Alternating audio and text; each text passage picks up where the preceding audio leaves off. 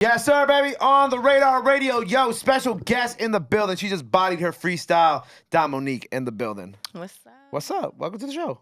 Thank you. I'm happy to be here. I'm excited I'm a to have fan you. of the show. Really? Yes. I Thank watch you. all the freestyles when I'm at home, seeing what's going on, how niggas is coming. So I had to come correct. You know, you first of all, you killed it, and it's funny that you bring that up right now because was on TikTok the other day, and there was like these people. They were like, I don't know, they were talking about some of the freestyles that we have on the show, and one of the comments, well, there were a few comments about it, but one of the comments was like, oh yeah, if you want to find really dope like upcoming female artists, like On the Radar has a lot of really dope ones, and I thought that was so great. Cause I felt like the ladies always come and kill it, and obviously you. I feel killed it like today, the too. ladies be killing it more than the guys Right. when they come up here, and I always find out about new girls from off the radar. I be like, who the fuck is this? Like, mad girls from the Bronx too. Obviously, mad girls from the Bronx. Mad girls from the Bronx. But I thought that was so dope because that's something that I really wanted to make sure that that we highlighted on the show. You know what I'm saying? I feel like sometimes like it's not like any platform specifically, but like ladies don't always get enough shine or enough light on these platforms. So that's something that like when I started the show and when we really kind of like got the ball rolling with everything in this space, that I was like, all right, cool. I want to make sure that the ladies have a place where they feel comfortable, that they can come and kill this shit as much as the guys. And ever since, you know, like this year, like everybody's been coming through and just murdering it. So I've been so happy to just be able to see that and to see like a reception like that. That to me is really dope. It's only right. Girls is running the world right now. Right. The Bronx drill girls are like some of the only ones left too. So you know what I'm saying? They've been killing it. But I'm excited to have you here. And it was interesting because, you know, when I saw your Chinatown sound freestyle, shout out the good people over there. And then like when I was listening to like the music that you had put out, I realized that it's been like over a year. Like at first I was like, oh, she just put this out, and then I was like, wait a second, it's been a little while. So what's up with the break? I know you just dropped the video for one of the songs off the project. So too. I dropped a long overdue video for Giving Body. Giving Body Okay. went viral in 2020, literally like a week before the pandemic. Is when I dropped the song. So That's shit went crazy. crazy, and then the pandemic happened. I signed a deal in quarantine, thinking that we was about to get out of quarantine in a couple weeks. And by the time everything was settling down, the whole situation kind of went to shit. So I had to get lawyers, get myself out the label so I could finally drop my project. And then I'm finally dropping the video for that song that went viral in 2020. So that video is that old too? No, the video, I just shot it in April. Okay. So you finally were able to. Yeah, I was finally able to get it together and get a video. I couldn't move on. I feel like I couldn't move on without giving that song a visual because it just did so well. So I had to put a visual to that audio. Where'd it go viral? On TikTok, Instagram? It went viral on Facebook? Twitter. I made a thriller video. A trailer video. Trailer. Yeah, and it went viral. I put it on Twitter. It got 1 million views in like less than 24 hours. Everybody was hitting me. And it's crazy because I made the song just so I could make a trailer because I haven't dropped music in so long at that point. So I'm like, I'm going to just make this song. I'm going to make a trailer for it. Right. I didn't even finish the song. The song is literally what the trailer is. So when it went viral, I'm like, what the fuck? I got to drop a song. I got to finish it. Like, people was calling me. I'm doing label meetings with half of a song. So it was crazy. So I definitely didn't expect all of that to happen. So now I'm definitely more prepared. So you had to go and finish. One, you had to go and finish the record, obviously. And then two, it's so interesting because like when I was doing Zooms during the pandemic, I had so many artists who got signed off of a single or like a record like that during the pandemic. I felt like in a way, it was like a way that labels were kind of like, labels also didn't know what to do during the pandemic. So like labels would like, they would see like the one song and then they would like try to do something with that one song. But then like you said, like after that one song, I'm sure that there was like other things that like muddy waters that happened that obviously that kind of like fell apart after that. Right. And then at the same time, it's not my first time going viral. I went viral back in 2016, 2015, a couple times. But the game was totally different then. It was blog era. So being viral now when it's all about TikTok, Triller, being a personality, talking to the camera and shit like that shit was definitely hard to adjust to. Right. Because I was even watching, I think, Noisy. You did like a little walkthrough with Noisy, like I think 5 or 6 years ago. So I was like, okay, so she's already like, she's not new to this. You know what I'm saying? Like she, like maybe the social media and like the way that music is like taken in today and now, but like you've been doing this. You've been going viral. You've been an artist for quite a period of time too. So I assume that like when 2020 came around, you had this big viral record, and then you know, we in a pandemic. You're like, oh shit, what do I do? Like, and a label came knocking. It's just like at that time, I'm sure for you, it just kind of made like sense. It made the perfect sense. And then once quarantine died down, I'm like, why the fuck did I do that? I should have just threw this shit up on TuneCore and got my little change and shot my video like how I regular. But I'm thinking, oh, I'm about to get the budget and all of that. But you can't let the label get you all caught up into that shit, because I've been doing this shit for this long by myself. I don't know why at that point I felt like I needed somebody to help me. You know what I'm saying? I didn't need y'all to help me get viral. So, you know, it's lesson learned. Do you think you would ever go back to a label? Maybe not that label, but a different label, if it made sense? Yeah, definitely. Definitely, because you need that button. I want that button. I want to be a superstar. Right. So I feel like in order to do that, you definitely need that support and that team. Right. But it's all about the situation. Right. Do you feel like, is there any part of you that wish that right situation like had happened by now, since you have been grinding for so long? Like, no, I say it all the time. Like, I'm so glad that I didn't like get super rich and famous when I was going viral back then, because I was only like 19, 20 years old. I wouldn't know what to do. I didn't even know what was going on. I had 3, 4 managers. Everybody's handling shit for me. They taking little shit off the back end, not telling me. I'm thinking I'm getting paid this much, but it's really this much. You know, so I'm glad that I didn't go up at that time. Because what is 4 managers doing? Don't ask. I don't know. I don't know. No, I got it. Like, I really got like. I'm actually like. I'm laughing, but I'm genuinely curious. And it's clear I did have 4 managers. Still? No, now I have no manager. Okay, so now it's crazy. No manager. Back then you had 4 managers. I have 4 managers, and I don't know what the fuck was going on. I feel like it was like the roles were, like the titles was misplaced. So everyone's thinking they're a manager, but no, you're a creative director, you're PR, you're a booking agent. Okay. But everyone's got the title manager.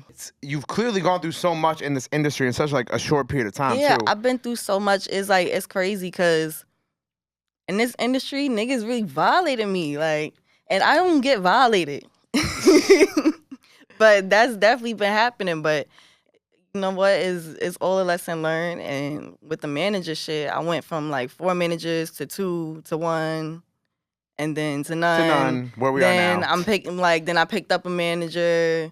We parted ways. Did a whole nother management situation. I'm like, I don't know about you either. So now it's just like, I don't even know if I need a manager at this point. I feel like at some point you're gonna need a manager. Yeah, maybe an assistant. But I feel like when I give people the manager role, they feel like they're entitled. They're my parent or something. Okay. And it's like, yeah, I see that. Yeah, and it's like, you're not my manager at the job, like at the 9 to 5. Like, you're my manager as in I'm your boss. You're not my boss. Yeah. So I feel like when you just give people that title, the lines get a little muddy, especially if you like know those people for like a long period of time. Yeah. They feel like entitled to some part of you and your success. Yeah. Even if they haven't fully contributed to it at the same time. Exactly. But it's interesting also because like I see the support you have, because like even when I see some of the incredible artists who follow you too, like Baby Tate, Cali, you know what I'm saying? I wrote all the Kirk Knight, obviously. Like I see all that, and I'm like, oh, she's got the support is there. You know what I'm saying? Yeah, it's like people's watching. I just gotta put out the product now. Right. So it's like now it's not even hard for me no more, because before I was starting from the bottom. I didn't even know how to get in contact with anybody in the music industry, and now almost the whole music industry is in tune. So it's really not gonna be that hard this time around to get it out there. Like Baby Tate and Cali, how do you know them? Was that just through Instagram? Yeah, through Instagram. Okay. I've been following Baby Tate for a couple years now, and I started following Cali last year. They both dope. I fuck with them. They hard, right? I fuck with them. Did you see Baby Tate's freestyle on here? Yes. And she came with the original freestyle too, and it was totally different from her music. I know that she puts out. So I was like, wow, that was fire. I love when artists do that, but it's cool to see them like follow you and support you like that too. And like you said, now it's like the product. Now we just got to get that out there. So now that you have the video out there for the record, are you satisfied now? With like, are you ready to close that? Are you ready to close that door? Yes, I feel like I can close that door finally, because I feel like you can't properly promote a song without the music video. Like, because when people is listening to the song, like, they want to know what I was thinking, what I was envisioning when I made the song. I need us to put that vision out there. I needed to. On that project too, right? I wrote this down in my notes because I was like, I need to know the story behind Community Dick. You can't put a song on your project called Community Dick and not expect someone to ask you, like... I feel like Community Dick is not even like... When you look at the title, you probably think I'm about to like be violating niggas, but I'm just giving game. You know what I'm saying? Like, don't fuck with these niggas. Look at them on the camera. Give them the game. Don't fuck with these niggas and their kids. Like, that shit is Community Dick. Don't, no. We not doing that. And that's why I called the project Boss Bitch Bible, because I just wanted to, I was in the time where I was learning how to boss up. You know what I'm saying? I cut off managers. I was cutting off my deal that I had at the time. So I'm like, yo, this is my time to boss up, and I want to share the game that I'm learning. And that was just that. That was it. Yeah, whether it be with these niggas, with business, whatever the case may be, just with life in general, just boss up. And that was the Boss Bitch Bible. I also, you know, speaking of like kind of like talking about those type of things, like I saw you tweet, you tweeted that you've been feeling so unappreciated lately. Why do you feel that? I feel like a lot of people thought that I was talking about like music wise, but I feel like I was just talking about personally, like just with people in my life. Like, I feel like you just do so much for people sometimes, and then just something little that could be returned, they don't do it, or they don't think about you or keep you in mind. That shit just hurts, and it just make you feel alone. Like, damn, I can't even talk to you or nothing because you did some little weird shit that you don't even think was weird. But I'm like, damn, nigga, I looked out for you all day, and you couldn't do this for me at the end of the day, or, you know, whatever the case may be. So that was that situation when I tweeted that. And you were talking about Geminis on Twitter too. I picked that shit. It's Gemini men. It's Gemini women for me. What? Okay, it's Gemini's period for me, but I know a couple Gemini women that saves the Gemini women for me. But I do know a couple Gemini women that's like a little weird. But for me, mostly it's Gemini men. Like, I don't know. They're... I don't think I know any Gemini men. There are a few Gemini women who I'm friends with, who I love. But then, like, dating Gemini, and it's just, like, bad. It's bad. Never dated a Gemini. It's bad. My first girlfriend was a Gemini. She was crazy. I feel like all the Gemini men, when we become friends, like, they think they my boyfriend. Just off rip. Yeah, like, they just get really attached and weird. All Gemini men. All Gemini men. Yeah, maybe it's just me. What are you? I'm a Leo. Oh. August Leo. What's your birthday? August 15th. Oh, August 9th. All right. Yeah, that's why. I was supposed to be born on August 8th. What? Okay. But I came out literally a week later, 7 days later. Literally a week later. Yeah. Yeah, when speaking of Baby Tate, when Baby Tate and I were here, we had a whole argument about she said Taurus women are superior, right? And ever since then, I just see like the Taurus woman tweets on my Twitter, but then also Leo slander everywhere I go. Everyone try to slander Leos, but no, Leos is the best sign. Talk about it. Ever. Talk about it. Ever. Like, you need a Leo in your life. Period. Respectfully. I'm just saying. Look, I love when I have another Leo on the show, because they, you know what I'm saying? We get it. We could both be narcissistic and delusional together. Yeah, I probably don't like maybe one Leo. But every Leo I know is pretty valid. There's mad Leos in the music industry, too. It is. Young Thug, Chief Keef, Nipsey Hussle. Who else? Me and Chief Keef have the same birthday. I have the same birthday as a rapper. Or is it me and Nipsey Hussle? It's me and Nipsey Hussle. We got the right. That's legendary. I definitely have the same birthday as Nipsey Hussle. You also told me before we started that you grew up on the same block as Ron Suno? Yeah. Or you went to high school with Ron Suno? No, so we didn't go to high school. Okay. We went to the same high school because I think I graduated when he started going to high school. Got you. But yeah, we was, chilling, smoking. He'll come to my crib. I have videos of us together, like, listening to fucking Co-op City drill music from fucking 2013. Co-op City drill music in 2013? Yes. What does that sound like? Co-op City started drill low-key. Because I was dead listening to like mad old songs that niggas in my hood made, and it sounds like the shit that's out now. Really? Yes. Huh. Interesting. Yes. You got to find those videos because I actually would like really like to see that. I could show you. I probably got some shit in my phone. I could definitely show you. Ron, she got that. Ron, she got. Yo, you know those videos that you hope you never see after you record them when you're like 18, 16, 17, 18? Ron, she's got them, bro. I got them. They was on my fucking iMac back in my crib. That's mad funny. Did you and Ron ever like talk about doing music? I guess like over the past couple years at all, ever? No, you know what? He recorded. I had my own recording studio, and he came and recorded. He's like, "You gonna rap today, Don?" I'm like, "Nah, I'm good. Like, do your thing," because I didn't even know that he had did music at the time. Oh, so this was like 4 years ago? Yeah, around like 3-4 years ago. So I'm like, "Oh, Ron, rap, whatever."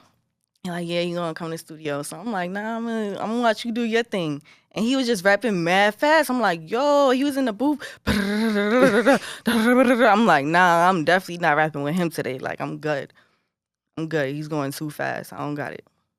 You gotta like applaud the boy's breath control though.